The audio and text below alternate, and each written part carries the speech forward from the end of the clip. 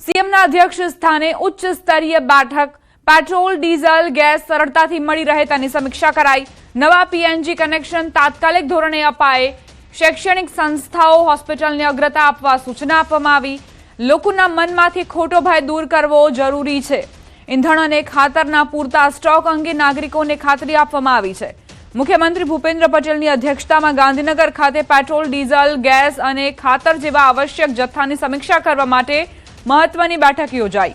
રાજ્યમાં ઈંધણ અને ખાતરનો પૂરતો સ્ટોક ઉપલબ્ધ છે, તેથી નાગરિકોએ કોઈ પણ પ્રકારની ચિંતા કરવાની જરૂર નથી તેવી ખાતરી આપવામાં આવી। આ સાથે જ ભવિષ્યમાં પણ તેનો સપ્લાય જળવાઈ રહે તે માટેની આગોતરી વ્યવસ્થા સુનિશ્ચિત કરવામાં આવી છે। આ બેઠકમાં મહત્વપૂર્ણ મુદ્દાઓ પર ચર્ચા કરાઈ। નાયબ મુખ્યમંત્રી હર્ષ સંઘવી, ઉર્જા મંત્રી ઋષિકેશભાઈ પટેલ પણ હાજર રહ્યા।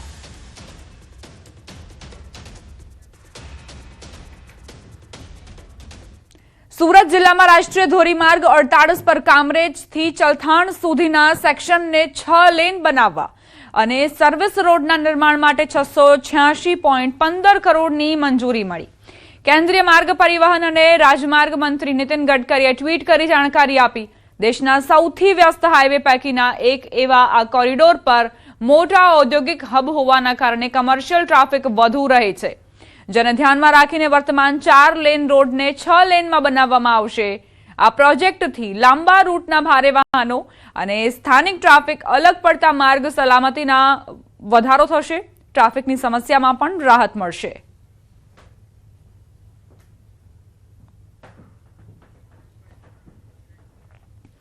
સમાચાર વડોદરાથી, જ્યાં પ્રેમ પ્રકરણમાં યુવકે આપઘાતનો પ્રયાસ કર્યો। માંજલપુરની માતૃકા રેસિડેન્સીમાં યુવકે આપઘાતનો પ્રયાસ કર્યો, 7મા માળેથી કૂદી આપઘાતની ધમકી આપી।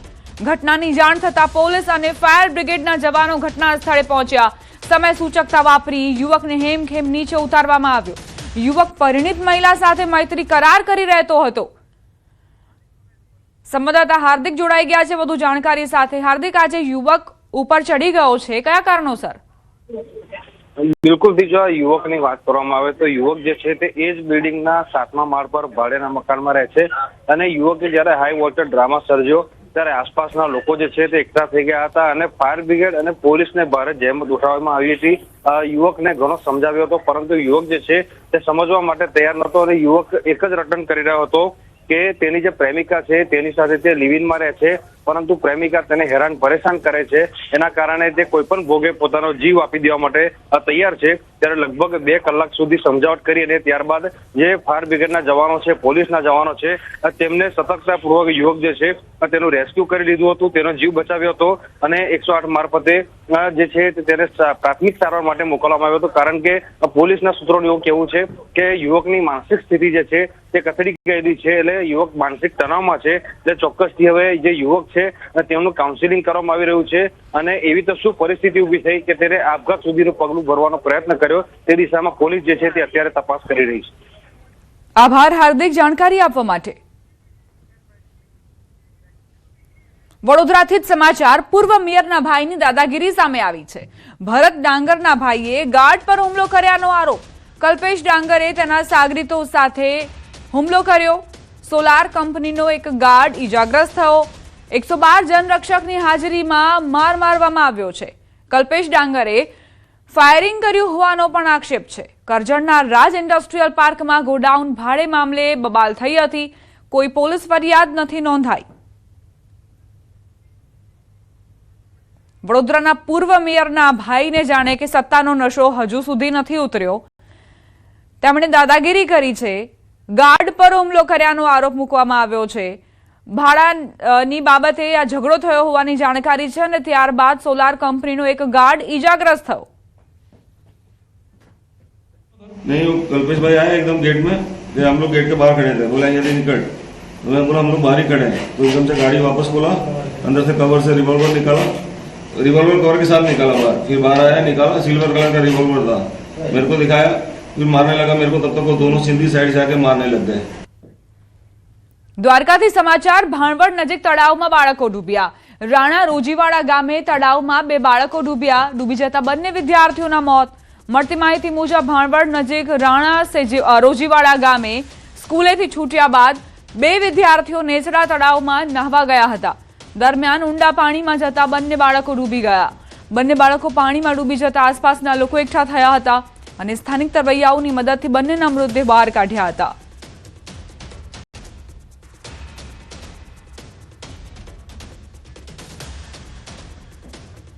અમદાવાદના સરદારનગર વિસ્તારમાં યુવતી પર કેમિકલ અટેકનો ગંભીર બનાવ સામે આવ્યો છે.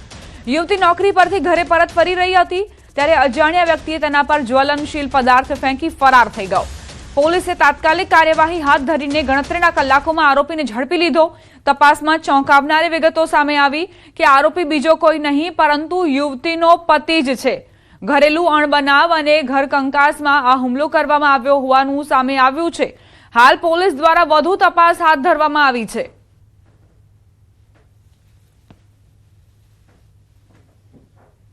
જે રાઉન્ડ અપ કરવામાં આવેલો છે ઈસમની પ્રાથમિક પૂછપરછ કરતા એમને જે ભોગ બનનાર સાથે પ્રેમ સંબંધ હોય અને એ બાદ લવ મેરેજ કરેલા. એ સમય બાદ છેલ્લા 6 મહિનાથી એ લોકો અલગ રહેતા. કૌટુંબિક બીજા કારણોસર મતભેદ હોવાથી અને ઘણા સમયથી આરોપીના કહેવા પ્રમાણે એને માનસિક હેરાનગતિ હોવાથી એને બદલાની ભાવના રાખીને એક કેમિકલ કે જે અત્યારે આઈડેન્ટિફાઈ નથી થઈ શક્યું એની તપાસ હાલમાં ચાલુ છે. એ કેમિકલનો ઉપયોગ કરીને ભોગ બનનારના મોઢા ઉપર અને સબક શીખવાડવાના ઈરાદાથી એના ઉપર ફેંકવામાં આવેલો. કચ્છના રામપર ગામે ફાયરિંગ સાથે મારામારીનો મામલો. પોલીસે ગણતરીના કલાકોમાં 24 શખ્સોને દબોચ્યા.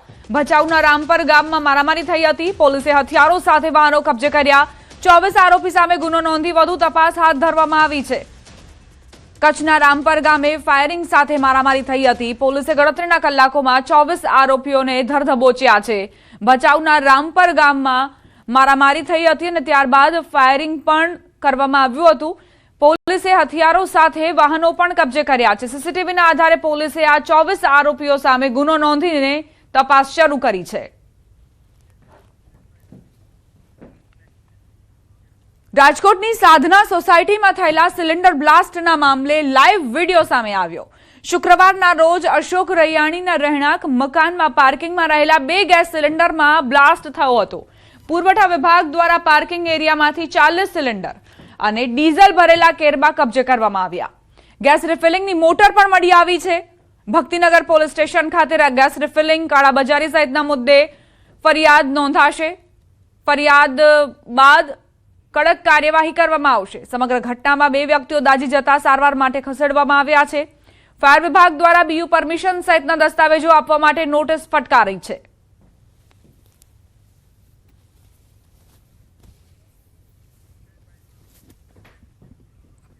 અમદાવાદમાં અજય મોદી ટ્રાવેલ્સના નામે છેતરપિંડી મામલે કાર્યવાહી હાથ ધરાઈ. આરોપી ઉન્નતિ પટેલની ધરપકડ કરી રિમાન્ડ મેળવવા તજવીજ હાથ ધરાઈ છે. આરોપીએ QR કોડમાં સેટિંગ કરી 33,87,000ની છેતરપિંડી આચરી હતી. આરોપીએ ટ્રાવેલિંગ પેકેજના નામે ગ્રાહકો પાસે બુકિંગના પૈસા મેળવ્યા હતા. બાદમાં કેન્સલ થતી ટૂરના પૈસા પરત આપ્યા ન હતા. ગ્રાહકોએ અજય મોદી ટ્રાવેલ્સનો સંપર્ક કરતા સમગ્ર મામલો બહાર આવ્યો. અજય મોદી ટ્રાવેલ્સ દ્વારા સમગ્ર મામલે ફરિયાદ નોંધાવવામાં આવી હતી. પોલીસે સમગ્ર મામલે તપાસ હાથ ધરી આરોપીની ધરપકડ કરી આગળની કાર્યવાહી આરંભી છે.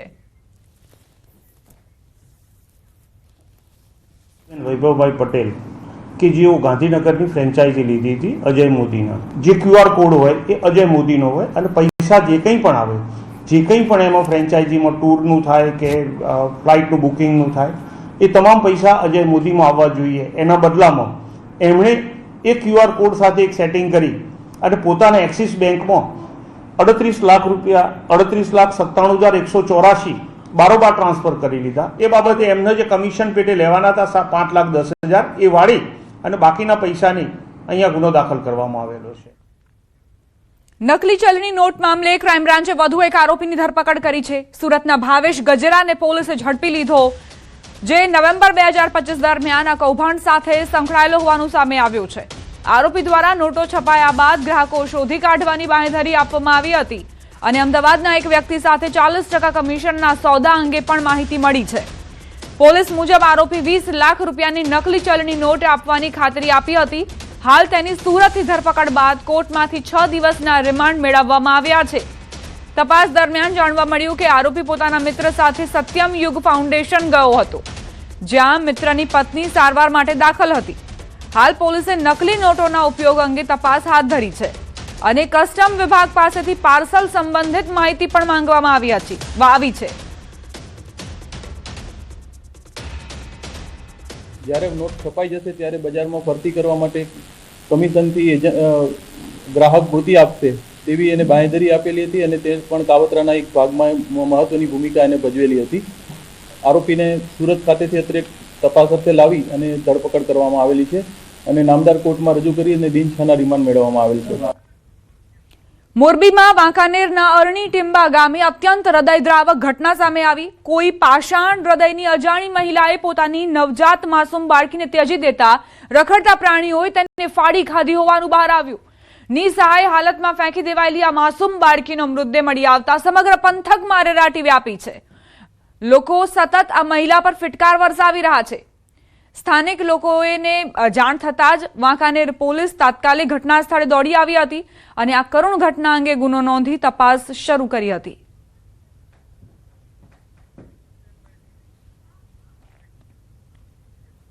કચ્છના રાપર તાલુકાના મોટી હમીરપુર ગામે મંદિર ચોરીનો ભેદ ઉકેલાયો. ચોરી મામલે પોલીસે 2 આરોપીઓને સકંજામાં લીધા છે. હમીરપુર ગામમાં થોડા દિવસો અગાઉ થયેલી મંદિર ચોરીની ઘટના જે બાદ પોલીસ એક્શનમાં આવી. આ બનાવે સમગ્ર વિસ્તારમાં હડકંપ મચાવ્યો હતો, કારણ કે મંદિરમાંથી કિંમતી આભૂષણોની ચોરી કરાઈ હતી. ઘટનાની જાણ થતાં જ આડેસર પોલીસ હરકતમાં આવી અને તાત્કાલિક તપાસ શરૂ કરી હતી. તપાસ દરમિયાન પોલીસે ટેકનિકલ તેમજ માનવ સૂત્રોના આધારે 2 શંકાસ્પદ ઈસમોને ઝડપી પાડ્યા હતા. કડક પૂછપરછ કરતા આરોપીઓએ મંદિર ચોરીની કબૂલાત આપી દીધી હતી. પોલીસે તેમની પાસેથી ચોરાયેલા સોના ચાંદીના આભૂષણો પણ કબજે કરી લીધા છે, જે મંદિરમાંથી ચોરાયા હતા. જેમાં જે 2 લોકો છે, એક છે પાંચાભાઈ વિભાભાઈ કોળી અને બીજો જે છે જાવેદભાઈ આદમભાઈ કાંચી. એ બંને લોકોએ આ જે મંદિર ચોરીના બનાવોને અંજામ આપેલ હોય એવી હકીકત મળેલ હતી, જેના આધારે એ લોકોને આડેસર પોસ્ટ વિસ્તારથી જે છે પકડી પાડવામાં આવે છે. કેન્સરની સારવાર બાદ સાજા થઈને મોરબી પરત ફરેલા ધારાસભ્ય કાંતિલાલ અમૃતિયાનું સ્વાગત કરાયું. તેમના સ્વાગતમાં એક ભવ્ય રેલીનું આયોજન કરાયું હતું. ઉમા ટાઉનશીપ ખાતે આવેલા ઉમિયા માતાજીના મંદિરે મહાઆરતી કરવામાં આવી. ત્યારબાદ આ રેલી દરબારગઢથી શરૂ થઈને ગ્રીન ચોક, નહેરુ ગેટ, રવાપર રોડ થઈને બાપા સીતારામ ચોક ખાતે પહોંચી હતી, જ્યાં એક મહાસભા યોજાઈ હતી. સંસ્કૃત વિદ્યાલયના વિદ્યાર્થીઓ દ્વારા મંત્રોચ્ચાર કરવામાં આવ્યા હતા. ભવિષ્યમાં કોઈ પણ જગ્યાએ વિકાસના કામો ન અટકે તે માટે સૂચન કરાયું હતું. આગામી તાલુકા પંચાયત, નગરપાલિકા અને જિલ્લા પંચાયતની ચૂંટણીઓમાં ભાજપના તમામ ઉમેદવારો જીતશે તેવો આશાવાદ પણ વ્યક્ત કર્યો હતો. ધારાસભ્ય કાંતિલાલ અમૃતિયાના સ્વાગતમાં ભવ્ય કાર્યક્રમમાં મોરબી જિલ્લા ભાજપ પ્રમુખ સહિત સંગઠનના હોદ્દેદારો હાજર ન રહેતા રાજકીય ચર્ચાનું બજાર ગરમ થયું છે. હવે મારું પોલીસ ડિપાર્ટમેન્ટ તો કામ કરશે, પણ હું અઠવાડિયે એકવાર રાઉન્ડ મારીશ. ક્યાંય પણ આવું હોય છે તો મારું ધ્યાન દોરજો. ક્યાંય પણ ખોટા કામ હશે, ક્યાંય ભેરસેર હશે તો મારું ભારતીય જનતા પાર્ટીની કાર્યકર્તાની જવાબદારી સરકારની ઇમેજ બનાવવાની. અહીંયા એવું કાંઈ પણ હોય તો મને ફોનથી ધ્યાન દેજો. પણ અમારે ઓચિંતાની ગાંધીનગરમાં જે એક મિટિંગ આવી એટલે પ્રદેશના હોદ્દેદારો એટલે મોહનભાઈ પણ અપેક્ષિત હતા, દુર્લભજીભાઈ એક વિશેષ એમાં અપેક્ષિત હતા, હું પણ એમાં અપેક્ષિત હતો. એટલે જેટલા મોટા બધા અધિકારીઓ હતા અને પ્રદેશના અધિકારીઓ હતા એ બધા જ અમે કમલમની અંદર ગાંધીનગર મિટિંગમાં હતા, એના કારણે ઉપસ્થિત નથી.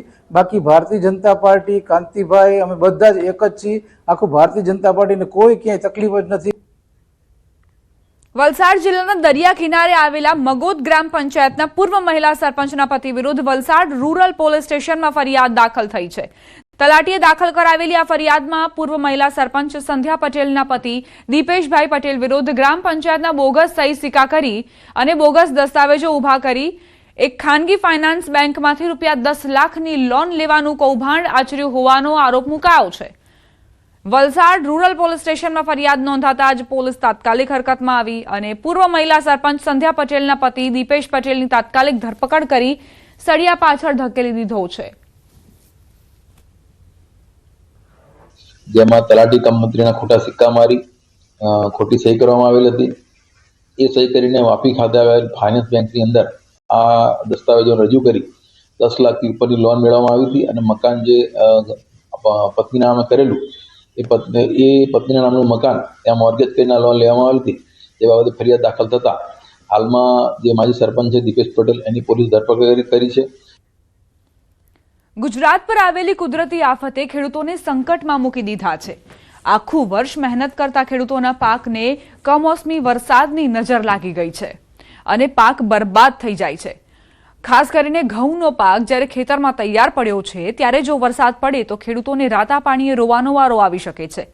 એક તરફ મોંઘા બિયારણ અને ખાતર અને તે બાદ માંડ પાક તૈયાર થયો હોય ત્યાં હવે 29 અને 30 માર્ચના રોજ વરસાદની આગાહી છે. હું એક ખેડૂત છું. અત્યારે હવામાન ખાતા દ્વારા જે આગાહી કરવામાં આવી છે 29-30 તારીખે, એ જો વરસાદ કમોસમી વરસાદ થશે તો અરવલ્લી અને ખાસ કરીને બીજા જિલ્લામાં ખૂબ નુકસાન થાય એવું છે. ખેડૂતોને હજી 30% જેવા મકાઈ અને ઘઉંનો પાક ખેતરોમાં જ છે. સાથે ઢોર માટે જે ઉકેલ રાખવામાં આવે છે તે પણ બહાર છે. તેથી ખેડૂતને હાલ જો વરસાદ કમોસમી થશે તો સારું એવું નુકસાન થાય એવું છે. આ 29-30 તારીખની આગાહીની વાત મળી છે કે 29-30 તારીખે વરસાદની આગાહી છે, પણ અમારે અત્યારે તો મજૂર નથી મળતા. અડધા ઘઉં વાઢેલા પડ્યા છે, અડધા ઘઉં ઊભા છે, અમુક જે ઘઉં ઠેસરમાં કાઢ્યા છે એનું ભૂસું ખેતરમાં પડ્યું છે. જો આ 29 અને 30 તારીખે જો વરસાદ થશે તો અમારી ખેડૂતની હાલત બિલકુલ કફોડી થઈ જશે. કશું હાથમાં આવે એવું લાગતું નથી. મહત્વપૂર્ણ સમાચાર. હવામાન નિષ્ણાંત અંબાલાલ પટેલનું અનુમાન, એપ્રિલમાં પણ રાજ્યમાં પલટાશે વાતાવરણ. પશ્ચિમી વિક્ષેપ આવતા હવામાન પલટાશે. મે સુધી પ્રી મોન્સૂન એક્ટિવિટીની સંભાવના વ્યક્ત કરી છે. રાજસ્થાન અને ગુજરાતમાં વાતાવરણ પલટાશે. 60-70 કિલોમીટરની ઝડપે પવન ફૂંકાઈ શકે છે. બાગાયતી પાકોને અહીં સૌથી વધારે નુકસાન થવાની સંભાવના.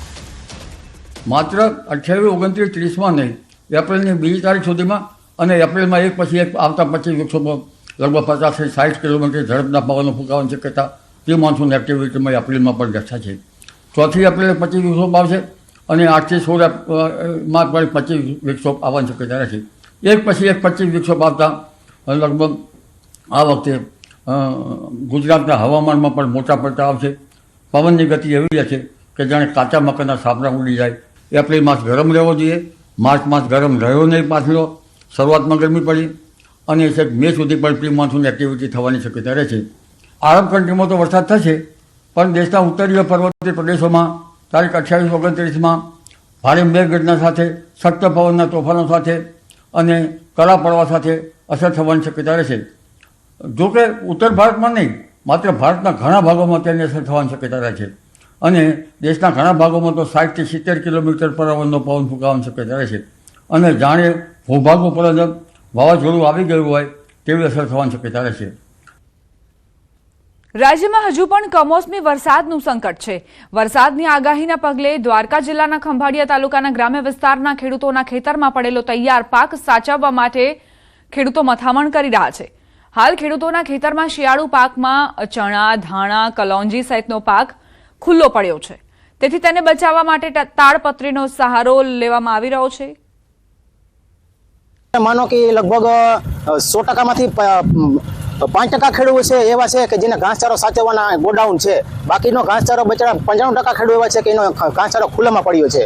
તો હવામાન આગાહી એવી ભેગી પવનની પણ દીધી છે અને અત્યારે પવન એવો જોરદાર ચાલી રહ્યો છે કે તમે ભૂકા ઉપર કે કાલર ઉપર કે નીણ ઉપર કે તમે ઢોરના ચારો છે એના પર ગમે કાગળ ઢાંકો કે તાલપત્રી ઢાંકો, એ કાંઈ રિયવું છે નહીં.